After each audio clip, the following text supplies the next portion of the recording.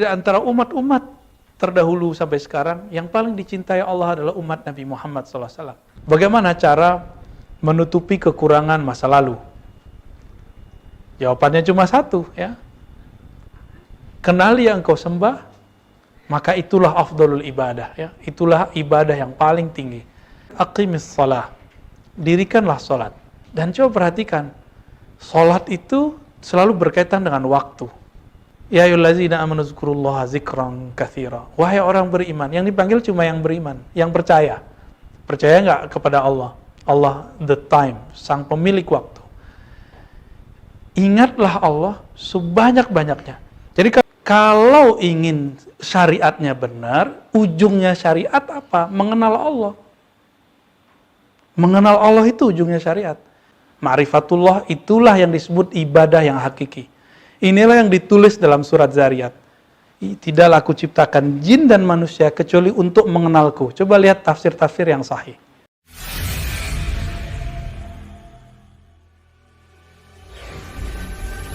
Kita pada malam ini akan membahas satu peribahasa Arab, al-wazifatu, ya, wazifah, tugas-tugas kita, aksar, lebih banyak daripada al-awqat, daripada waktu yang kita punya. Wazifah, bahasa Arab, menunjukkan bahwa kita punya tugas. Apa tugas kita kepada Allah? Tugas kita banyak sekali. Tugas itu diabadikan dalam Al-Quran, mulai dari surat Zariyat, surat Al-Bayyinah, ya. Ada beberapa ayat-ayat yang menyebutkan itu.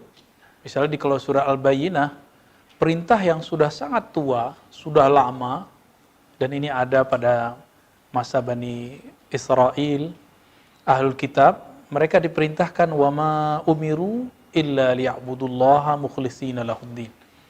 Tidaklah mereka diperintah kecuali untuk menyembah Allah Ta'ala dalam suasana atau kondisi mukhlisin.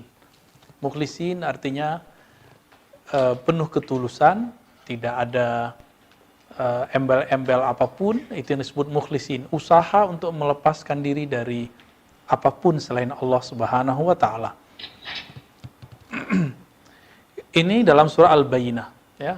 Lalu kemudian baru disebutkan tentang tugas kita pertama adalah tulus. Bagaimana kita bisa tulus kalau kita tidak kenal Allah Subhanahu wa Ta'ala? Dan mengenal Allah ini tiada habisnya, tiada ujungnya. Al-Imam Al-Arif Billah Abdurrahman Al-Jami. Jadi ada seorang imam namanya Abdurrahman Al-Jami. Ini imam yang ahli ma'rifatullah, ahli hadis, ahli tasawuf di zaman dahulu. Beliau mengabadikan persoalan ini dalam satu kitab judulnya Al-Cerita tentang bagaimana rumitnya, bagaimana bukan rumit juga ya, luasnya cerita tentang Laila. Laila ini analog tentang Allah Subhanahu wa Ta'ala. Laila itu gelap tapi indah, syahdu. Laila itu sangat-sangat misterius. Jika kita pernah jatuh cinta dengan seseorang, jangankan dia, jalan yang pernah kita lihat dulu dia pernah jalan di situ, itu jalan pun membuat kita rindu kepadanya. Kita kalau pernah, begitu cerita yang disebutkan. Bahkan jangankan itu ya, ada yang lebih dekat lagi. Parfum atau sesuatu yang harum, yang bersumber darinya, itu akan menjadi spesial setiap kali kita mencium bau yang sama dimanapun, akan membuat kita ingat kepadanya. Teman-teman, sahabat-sahabat dimulakan Allah, tugas kita apa? Itulah yang dikatakan dalam surat Al-Bayyinah, begitu juga surat Az-Zariyat. Tidaklah aku ciptakan jin dan manusia kecuali untuk mengenalku. Mengenal Allah Subhanahu wa Ta'ala tiada habisnya, tiada ujungnya.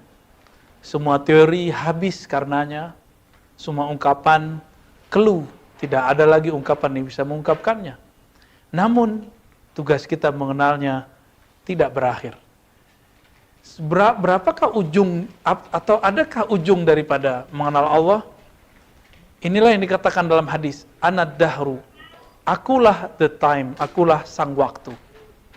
Waktu ini kita nggak tahu kapan dimulainya waktu, kita juga nggak tahu kapan akhirnya waktu. Ada waktu yang sifatnya waktu fisik, ada waktu usia. Bapak, saudara yang makan Allah itu ada yang usianya sudah 50, 52, 53, 54, 55, 60. Itu waktu usia, waktu tubuh. Anak kecil itu waktu juga dia, waktu kecil. Ada kecil, balita, anak-anak, remaja, dewasa, itu waktu juga. Ada waktu yang berpasangan, sedih, bahagia, senang, susah, sehat, sakit. Puncaknya hidup mati. Ada waktu di dunia, ada waktu di akhirat. Itu waktu juga, dan waktu tidak ada ujungnya. Selama masih ada waktu, selama itu juga ada Allah. Karena Allah menyebut dirinya, Ana ad-dahr, akulah waktu. Maka selama kita masih ada ini tidak hanya di dalam tubuh ini, tapi juga ketika berpindah ke alam lain, maka waktu yang menyimbolkan itu kepada tugas yang tidak henti, tidak akan berhenti juga. Satu kali sahabat Nabi dalam hadis yang sahih datang kepada Rasulullah. Wahai Rasulullah, menurut engkau bagaimana wahai Rasulullah? Ketika ada seseorang yang mencintai seseorang, mencintai ini bukan cinta nafsu, orang yang dicintainya di makom yang tinggi, di surga tertinggi, sedangkan yang mencintai ini, dia amalannya sedikit, ilmunya tidak banyak. Apakah yang harus dilakukan kira-kira begitu? Apa jawaban Nabi? Nabi memberikan kata simpel untuk memutus kebingungan sahabat ini. Almar'u ma'aman ahabba. Seseorang itu akan bersama yang dia cintai. Jika dia cinta kepada seorang Nabi, maka dia akan bersama Nabi walaupun amalnya tidak seperti Nabi. Tentu ada jarak-jaraknya. Kedekatan kita kepada Allah adalah sejauh mana kita mengenal Allah. Maka Bapak Saudara makan Allah, jangan dipikirkan udah umur pensiun misalnya, udah senior, terus mau mengejar seperti sahabat Nabi Abu Hurairah zikir sehari 12.000, atau seperti Abu Sa'id Al-Khudri yang setiap hari sholat sekian ratus rakaat. Bukan itu maksudnya.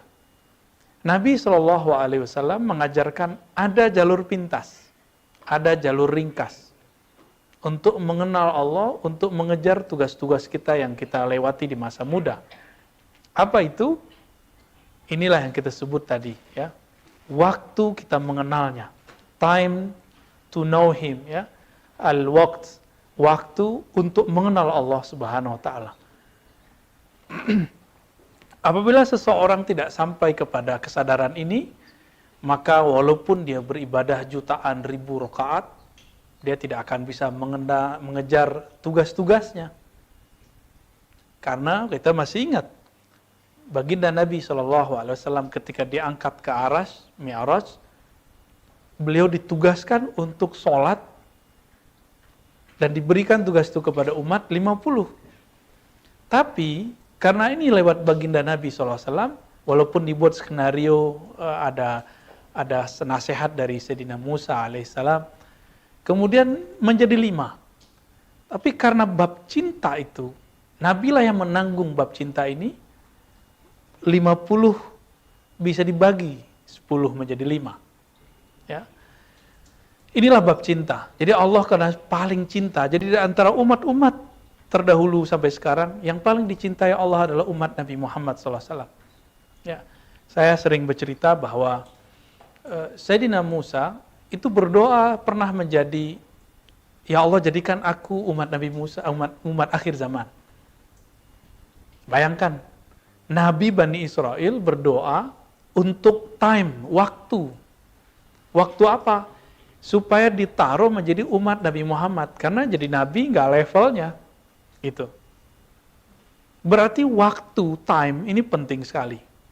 Jadi benarlah kalau ada ungkapan al-wazifatu aksar minal awqat. Tugas-tugas kita lebih banyak daripada waktu yang kita punya.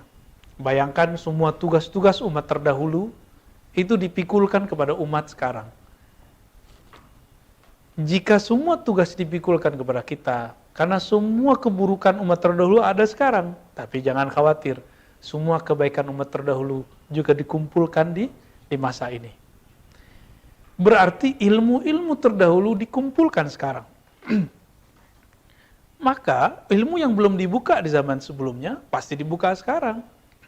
Meskipun masih banyak orang-orang yang berpikir, mohon maaf, tanda kutip kolot, ya.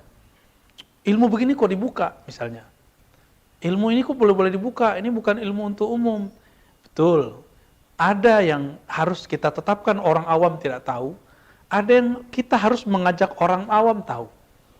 Saya banyak dialog dengan teman-teman saya, para ilmuwan, dosen, begitu juga para ustadz, para kiai.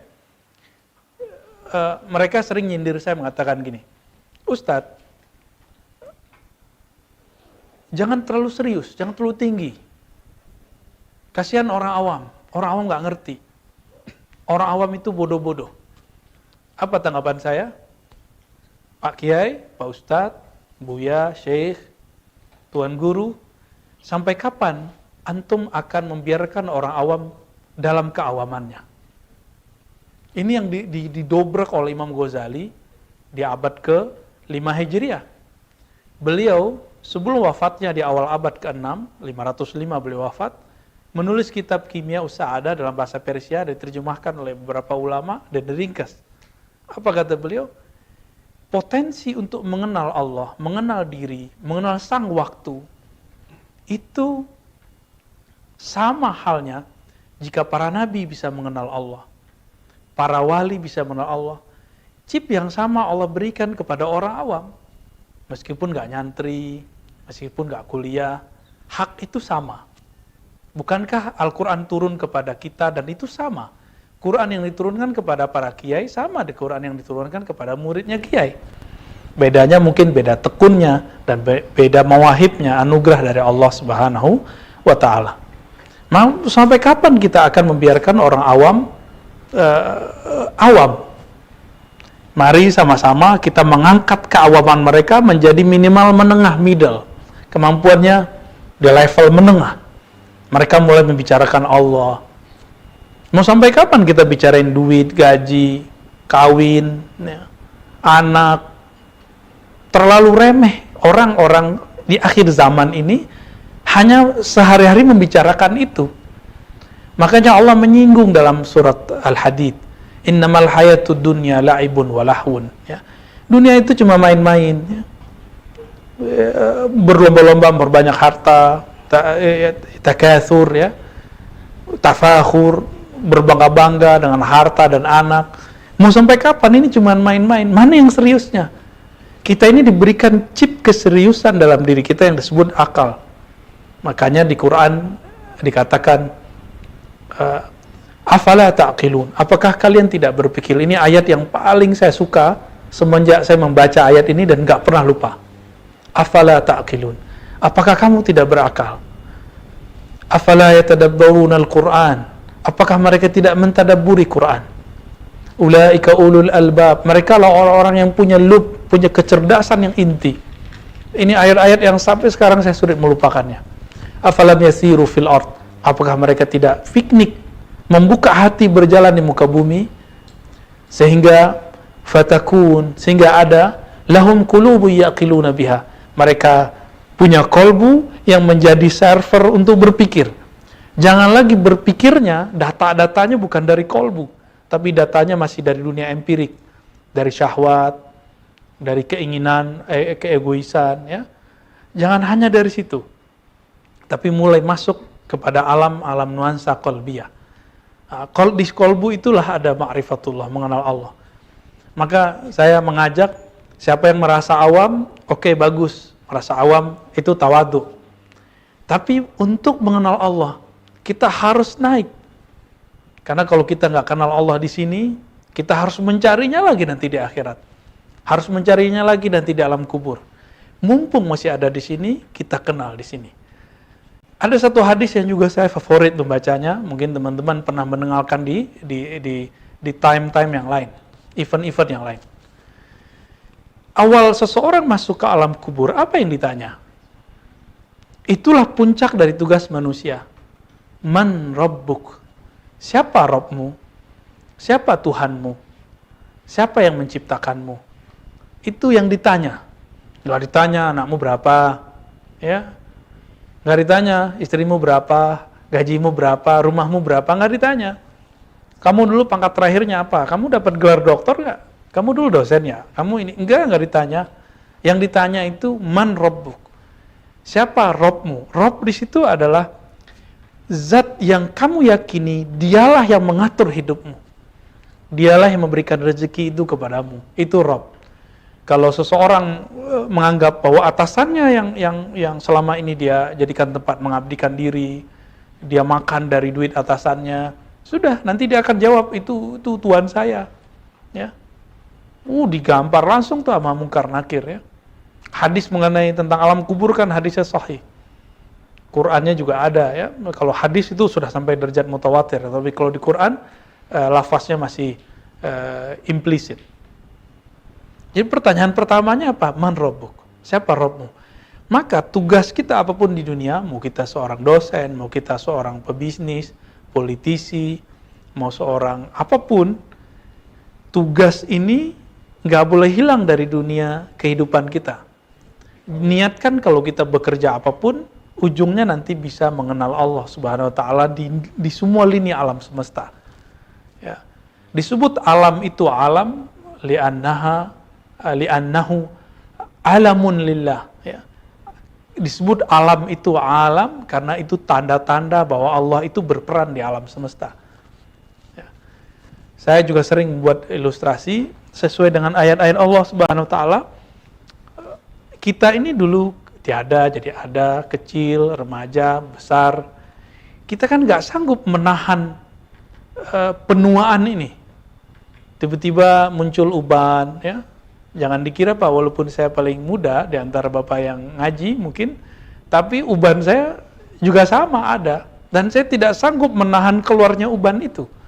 Jidat kita sudah mulai berkerut, kita nggak sanggup menahan kerutan itu. Kenapa? Itulah hebatnya waktu. Dan Allah menyebut dirinya, akulah sang waktu. Kita udah keburu berkerut dulu, ya. Maka banyak orang yang kemudian bertanya, saya sudah tua, saya sudah pensiun, saya sudah di akhir bekerja. Bagaimana cara menutupi kekurangan masa lalu? Jawabannya cuma satu, ya. Kenali yang kau sembah, maka itulah afdalul ibadah, ya. Itulah ibadah yang paling tinggi. Kita menyembah, tapi nggak kenal, ya nggak ada hasilnya. Yang ada cuma takban, capek. Kita menyembah dan kita mengenalnya, itulah yang benar. Oleh karena itu, solat kita, ayatnya kan menyebutkan aqimis shalah, dirikanlah solat. Dan coba perhatikan, solat itu selalu berkaitan dengan waktu. Solat itu selalu berkaitan dengan waktu. Asalnya, solat itu 50 waktu, tapi sekarang cuma menjadi 3 waktu, yang dari 3 waktu kemudian dipecah jadi 5.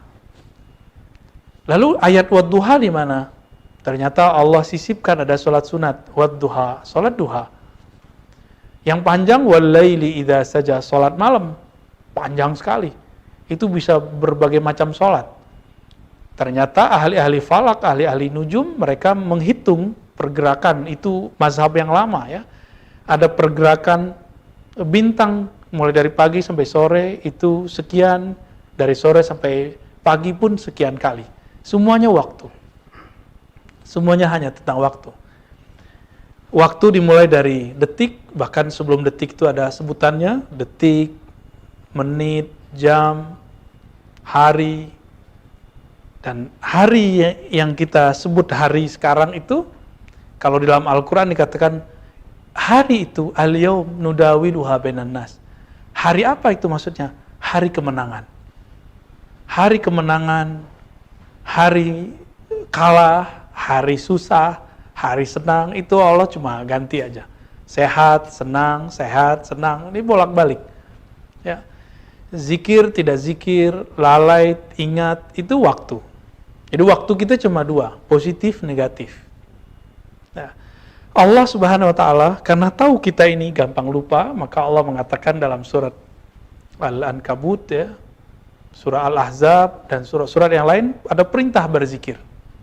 Ada satu redaksi dalam Al-Qur'an misalnya, tadi ada juga di Thaha ya, ada di Taghabun, itu perintah zikir. Salah satu yang paling saya ingat, ya ayyuhallazina amanu dzkurullaha dzikran katsira. Wahai orang beriman, yang dipanggil cuma yang beriman, yang percaya. Percaya enggak kepada Allah? Allah the time, sang pemilik waktu. Ingatlah Allah sebanyak-banyaknya. Jadi karena Allah ini tahu kita ini sok sibuk, ya. Kita ini betul-betul sok sibuk. Ya. Nonton berita 1 jam bisa, nonton dialog tentang Taliban 1,5 jam, 2 jam bisa. Ya, dulu kan ada ILC 3 jam bisa.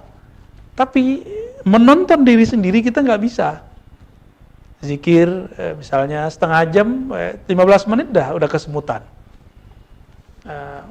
Datang ke kiai minta wiridan, kata kiai amal ini 1000 dalam hati. Ya 1000 banyak amat, saya kan sibuk. Loh nonton bisa, tapi kok zikir sibuk gitu. Ini lucunya manusia. Satu kali saya ketemu seseorang, nenek-nenek, dia minta diajarkan zikir. Kita kasihlah zikir, jumlahnya cuma 100. Dia bilang, Ustadz, itu banyak amat 100. Maka saya lama mandang nenek itu. Untung nenek-nenek yang saya pandang, bukan seorang gadis. Ya. Apa saya tanya balik? Bun, emang seorang karyawati? Atau masih jadi pegawai negeri? Atau banyaklah? Saya sambil canda. Enggak Ustadz, saya cuma di rumah aja. Lah di rumah aja dia ngerasa sibuk. Oh di rumah saya kan masak ya. Emang nggak bisa zikir sambil masak? Ya. Kalau lain lagi loh kalau bapak-bapak, waduh saya cari nafkah Ustadz. Emang nggak bisa zikir sembari jalan macet ya? Ketika berangkat pergi itu aja udah 1 jam 2 jam. Itu juga waktu-waktu yang saya sebut prime time ya, waktu yang sangat luar biasa itu waktu di jalan. Tapi lagi-lagi kita merasa sok sibuk ya, manusia itu sok sibuk. Nah, maka Allah ingatkan, hei orang-orang yang percaya kepadaku, kamu jangan sok sibuk. Kamu sibuklah mengingatku. Kita bisa mengingat Allah dalam bekerja. Kalau orang menganggap kerjanya itu zikir, zikir itu inti dari sholat. Maka sebenarnya kerja itu jadi ibadah. Mungkinkah seorang ibadah dia korupsi? Kan nggak mungkin. Maka tidak mungkin dia mengkorupsi kerjanya. Maka ungkapan bahasa Arab tadi al-wazifatu ya, atau wazifatuna, tugas-tugas kita lebih banyak daripada waktu yang kita punya. Wajar. Dulu Nabi Musa nggak dapat izin mengalahkan sosok misterius yang dulu disebut Samiri. Itu dipikulkan ke umat Nabi Muhammad SAW. Semua apapun yang dulu dari zaman Sayyidina Adam sampai Nabi Isa itu dikumpulkan semua tugasnya ke umat Nabi Muhammad yang badannya kecil-kecil kayak kita, umurnya nggak sepanjang umat terdahulu.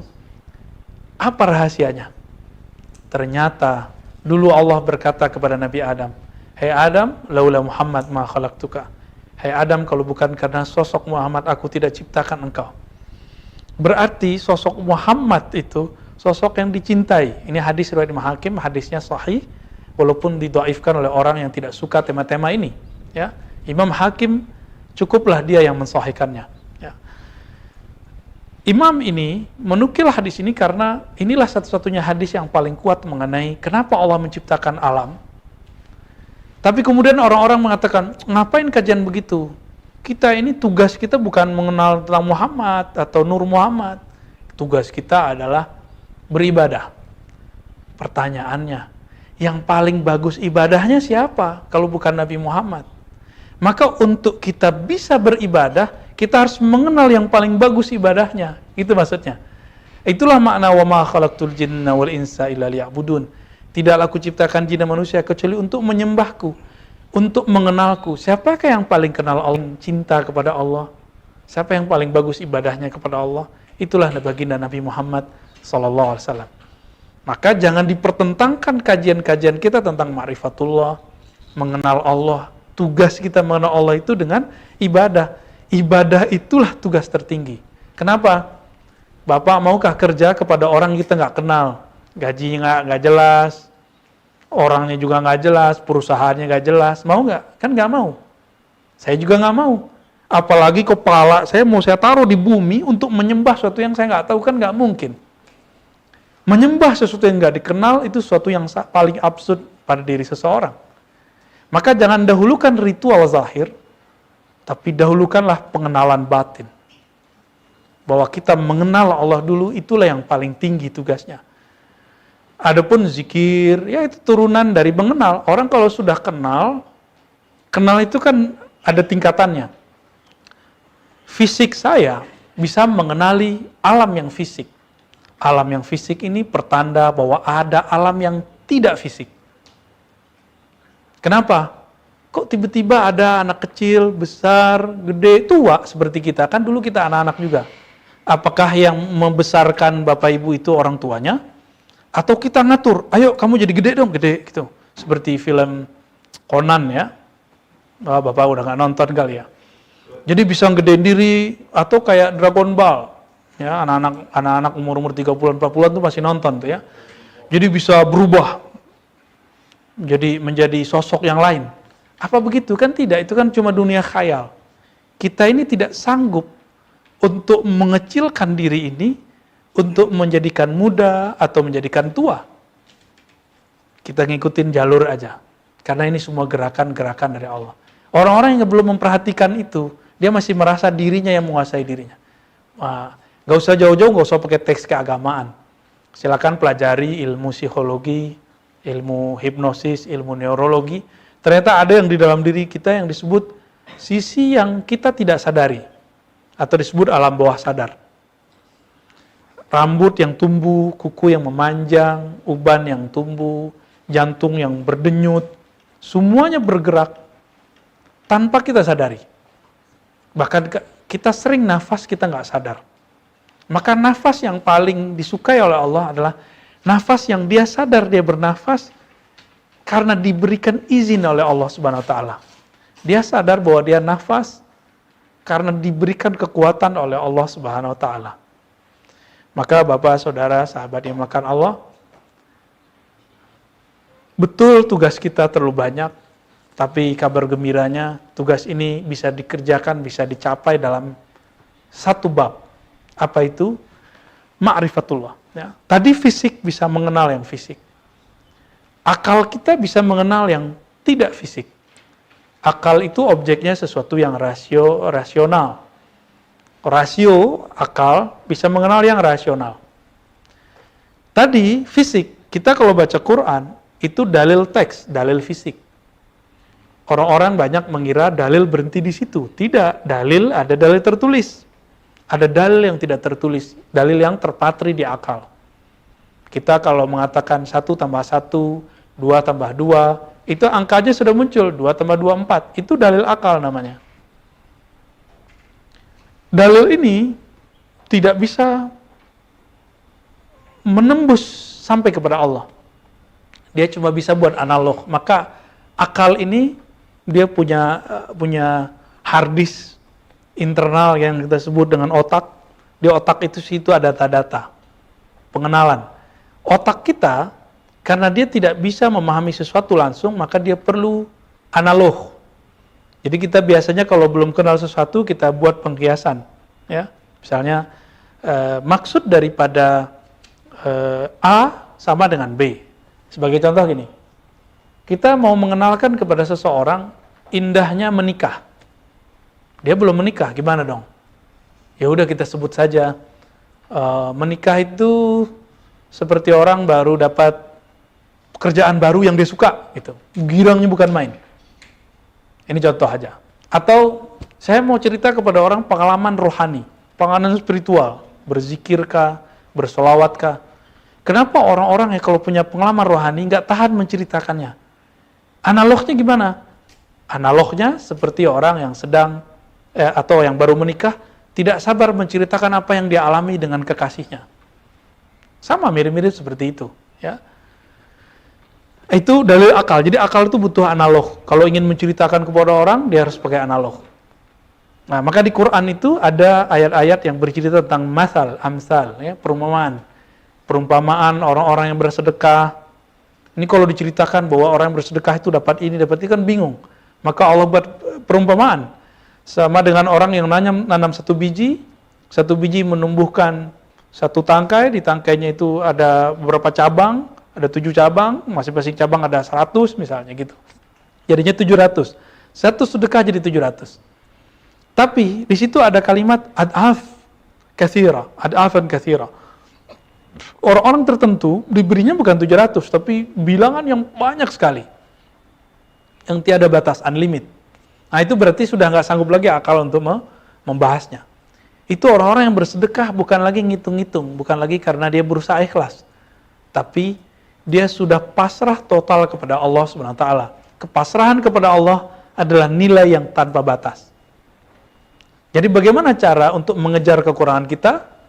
Itulah yang dikatakan dalam surah Al-Bayyinah, "Wa ma umiru illa liya'budullaha mukhlishina lahuddin." Tidaklah mereka ditugaskan kecuali untuk berserah diri saja, pasrah total kepada Allah Subhanahu wa taala. Itulah yang membuat zikir-zikir kita akan dilipat gandakan menjadi unlimited. Bagaimana caranya? Kenali yang disebut, kenali yang disembah. Maka 2 rakaat orang yang kenal Allah lebih baik daripada 70.000 rakaat orang yang tidak kenal Allah Subhanahu wa taala. Kenapa? Orang yang sholat 70.000 itu nanti dia akan takjub ke dirinya sendiri. Tapi orang yang sholat 2 rakaat, semakin bertambah rakaatnya, dia semakin merasa hina di hadapan Allah Subhanahu wa taala. Dan Allah itu suka sekali kalau ada hamba yang merasa hina. Allah paling gak senang kalau ada orang merasa mulia, karena Allah tidak mau ada kemuliaan selain kemuliaan dirinya. Jadi jangan pernah ngerasa saya ini lebih pinter.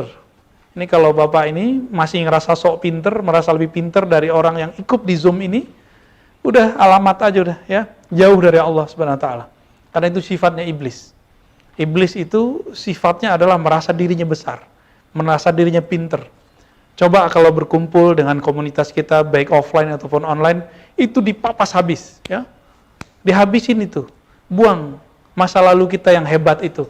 Betul dulu Bapak mungkin hebat, pejabat, punya gaji sekian. Ya, jangan power syndrome. Nah, ini penyakit yang ada pada diri seseorang, dia menyebut-nyebut masa lalunya yang hebat. Hati-hati, itu salah satu bagian dari penyakit kolbu. Masa lalu ya masa lalu. Orang-orang yang hebat itu, dia terpacu oleh masa lalu untuk masa depan. Dia tidak berhenti dengan masa lalunya. Baik, kembali kepada hadis qudsi tadi. Allah mengatakan, "Anad dahru." Akulah the time. Akulah sang waktu. Siapakah yang sanggup untuk menjadikan Allah atau menangkap Allah sebagai objeknya? Jika Allah mengatakan dialah waktu, yang namanya waktu itu. Oleh karena itu kita harus mengukur diri ya, la yukallifullahu nafsan illa wus'aha. Allah tidaklah membebani seseorang kecuali sesuai dengan wusa kelapangannya, kemampuannya. Nah, namun orang-orang yang tambah dekat kepada Allah SWT, nggak mungkin seseorang dekat kepada Allah kalau dia tidak dekat kepada Rasulullah. Inilah ayat yang sering saya baca. Kul in kuntum tuhibbunallah fattabi'uni. Jika engkau cinta Allah. Jadi agama ini bunya alal hub. Agama ini dibangun dengan cinta. Lalu kenapa sekarang orang banyak merasa benci kalau beragama itu menjadi kaku, beragama itu kasar, karena dia tidak faham inspirasi awal dari ayat ini. Bahwa ayat ini mengatakan, jalan menujuku itu adalah jalan cinta. Kul in kuntum tuhibbunallah fattabi'uni. Maka ikutilah aku. Jika kepada Allah harus pakai cinta, maka berarti jalan cinta itulah sang Nabi Muhammad SAW. Maka saya menerjemahkan nama Muhammad itu adalah sang pecinta sejati. Jalan cinta sejati. Itulah makna Nabi Muhammad SAW. Maka kami biasa mendengar di pesantren-pesantren, dulu guru-guru kita mengatakan, La ilaha illallah Muhammadur Rasulullah. La ilaha illallah Muhammad Habibullah. Tiada yang berhak disembah selain Allah. Muhammad adalah Rasul Allah. Muhammad adalah kekasih Allah. Kekasih Allah tidak ada jaraknya dengan Allah. Kekasih dengan kekasih tidak ada jaraknya. Kenapa? Dialah yang paling kenal.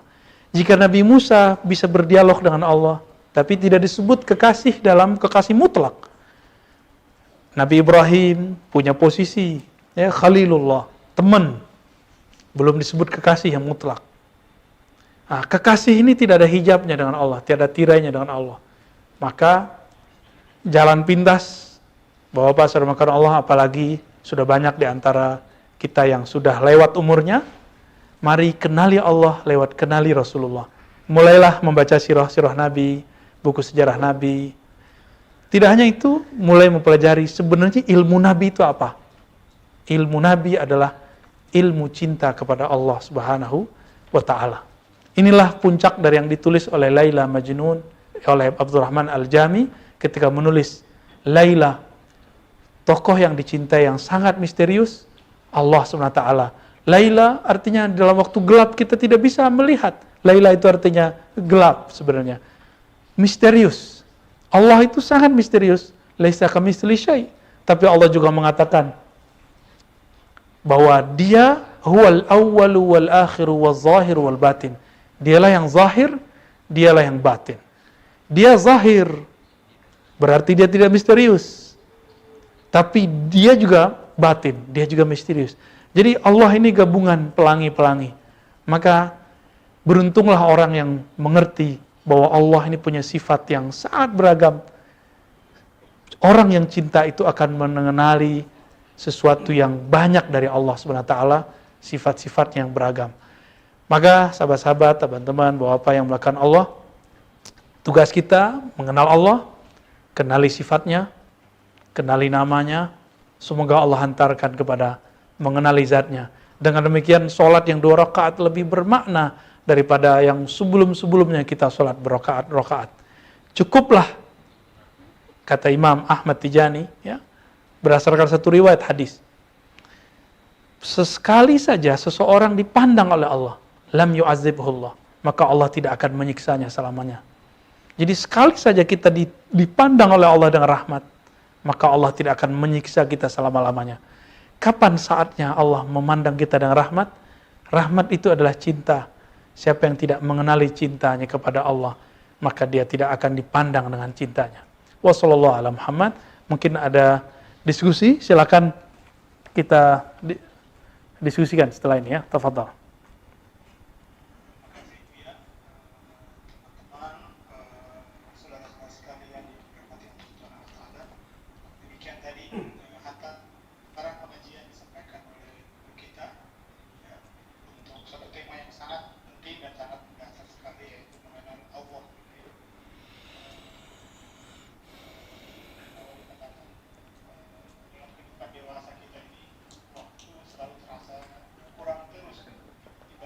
Agenda-agenda kita, keinginan-keinginan kita, harapan-harapan kita. Jadi beliau tadi pada konsepsi yang paling asal, bahwa kalau saja kita mampu mengamalkan konsep mengenal Allah, bukan hanya mengerti tapi mengamalkan, mudah-mudahan constraint waktu bisa terpecahkan oleh kemampuan akal budi kita. Di chatroom saya lihat ada tidak 5 pertanyaan yang sudah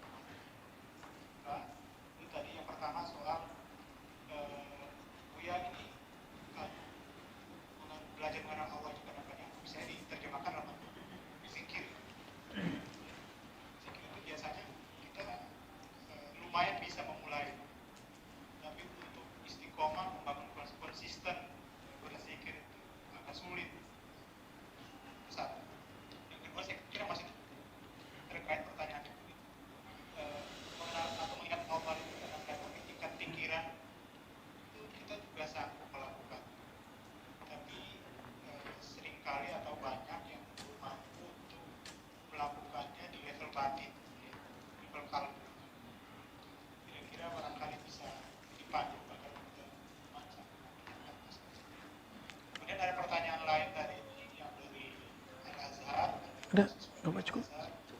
mengatakan bahwa ada yang mengarahkan untuk menyempurnakan syariat dulu lah gitu sebelum kita belajar tarekat. Karena kan isi ngaji malam ini kan agak dekat-dekat ke situ gitu ya, Marifatullah. Oke, baik. Barangkali Buya bisa kasih tanggapan pada 3 soal itu. Demikian saya merangkum pertanyaan yang ada di chat room. Ya. Teman-teman yang punya pertanyaan silakan ditulis di chat room untuk merevisi akan waktu kita. Silakan Buya. Baik Pak Ridaya, saya mulainya dari pertanyaan terakhir. Ini banyak ungkapan pertanyaan begini, ini bagus ya, tapi dengar aja jawabannya. Jawabannya bagus apa enggak, nanti rasain sendiri ya. Ngapain belajar ma'rifatullah? Benerin dulu syariat. Ngapain tarekat? Saya kan nggak ngajarin tarekat. Saya ngomong ma'rifatullah. Ma'rifatullah itu bukan tarekat. Ini satu. Yang kedua, udah berapa tahun Bapak belajar syariat? Udah khusyuk belum sholatnya? Kenapa nggak khusyuk-khusyuk? Karena benerin sholat dengan cara yang tidak bener. Benerin sholat cuma benerin gerakannya. Benerin wudunya. Itu zahir. Nabi itu sebelum menurunkan kewajiban sholat, yang diajarkan Nabi adalah ma'rifatullah. Berapa tahun Nabi di Mekah? 13 tahun. 13 tahun ngajarin sholat gak Nabi? 3 tahun sebelum hijrah, itu Nabi naik menjemput perintah sholat ke arasy Allah. Pas turun gak langsung diajarin. Kapan diajarin sholat? Pas sudah pindah ke Madinah. Berarti 3 tahun kosong. Cuma sholat 2 rakaat semalam atau witir. Lagu lama ini sering dikatakan orang karena memang dia nggak tahu jalan kepada Allah. Jadi kalau ngapain belajar tarekat? Saya nggak ngajarin tarekat Pak. Ya. Kalau ingin syariatnya benar, ujungnya syariat apa? Mengenal Allah. Mengenal Allah itu ujungnya syariat. Bapak kalau sudah kenal ya, macet aja dijalani. Karena udah kenal duit. Berangkat pagi jam 6, nyampe, kalau di Jakarta sebelum pandemi, nyampe jam 8. Dijalani kan udah kenal duit, cuan, kata orang. Kenal duit 2 jam dijalani untuk bercapek-capek. Dan itu dilakukan 22 hari selama sebulan, kalau perlu lembur. Betapa tidak adilnya kita ke dalam diri sendiri, karena kita nggak kenal kepada Allah. Lalu kita memisahkan antara syariat itu dengan ma'rifat. Loh syariat itu isinya ma'rifatullah. Kalau enggak kayak burung beo. Disuruh tahlil matinya tetap aja kecekek ya. Maka saya mengajak lagu lama ini coba diganti dibalik. Coba dibalik. Saya nggak ngomong tarekat, saya nggak ngomong hakikat. Saya ngomong ma'rifatullah. Ma'rifatullah itulah yang disebut ibadah yang hakiki. Inilah yang ditulis dalam surat Zariyat. Tidaklah aku ciptakan jin dan manusia kecuali untuk mengenalku. Coba lihat tafsir-tafsir yang sahih. Bukan menyembah ritual, tapi mengenal. Itulah penyembahan paling tinggi. Bapak mau kepalanya sujud ke bawah, tapi nggak kenal siapa yang disembah. Ya, sama dengan kita kerja dengan orang, kita nggak kenal siapa yang kita sembah. Lelah. Orang-orang begini akan lelah sepanjang masa, sampai matinya pun dia akan lelah. Dia akan menganggap beragama itu capek. Nah, tarekat itu kan jalan aja. Tarekat ini terbagi 2 juga. Ada tarekat wirid-wiridan, zikir-zikiran, zikir 10.000. Oke, Bapak kuat, saya yakin Bapak kuat, tapi baru 100 sudah kesemutan. Langsung lihat tasbihnya, ya ber-100, kapan 1000-nya, kapan 10.000-nya. Tapi kalau udah kenal Allah, 10.000 gak cukup. Saya kalau sudah kenal dengan seorang gadis, lalu saya suka kepadanya, dia minta jemput, malam saya jemput. Dia minta ada temenin, saya temenin. 5 jam rasanya 5 menit. Tapi kalau belum kenal, minta dijemput, lu siapa? Ya. Minta ditemenin, 5 menit rasanya sudah lama sekali. Kira-kira seperti itu ilustrasinya. Jadi lagu lama tadi tolong diperbaiki. Ini bukan bermaksud mendebat, tapi saya kasihan aja kalau lagu ini masih diulang-ulangi. Ya.